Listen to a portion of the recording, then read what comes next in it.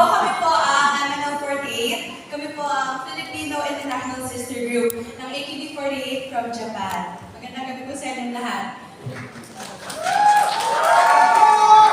Una po sa lahat, gusto po namin magpasalamat dahil napakalaking karangalan na mapabilang dito sa 10th P-POP Awards, and pangilang attendant po namin dito, and we're very, very honored to share the stage and to meet fellow P-POP artists na may isang layunin lamang, at yun ay mapalago at palaki ang P-POP dito man sa Pilipinas, kundi sa ibang bansa. And para po sa award na po, gusto po namin pasalamatan, of course, lahat po ng MNLoves namin na nanonood sa amin ngayon.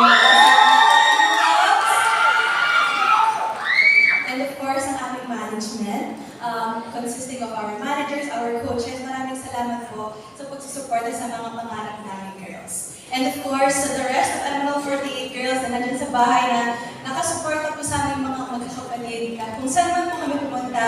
Girls, para sa ating lahat to,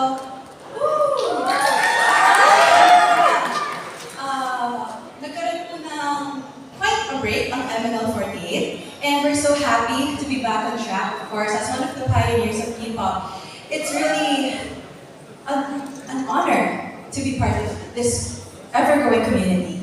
And of course, sabi nga namin, sulong lang kami ng sulong. So kung ano mang iba sa atin ng mundo, tuloy-tuloy lang kami sa pagsulong at sa pagtiwala sa isa't isa at sa aming mga pangarap. And naway maging inspirasyon kaming MNL48 sa mga tao dyan na patuloy na nangangarap na maging idol man or hindi man idol, na sana pagtagumpayan natin lahat ng mga pagsubok na pinagdadaanan natin sa buhay. Muli kami po ang MNL48.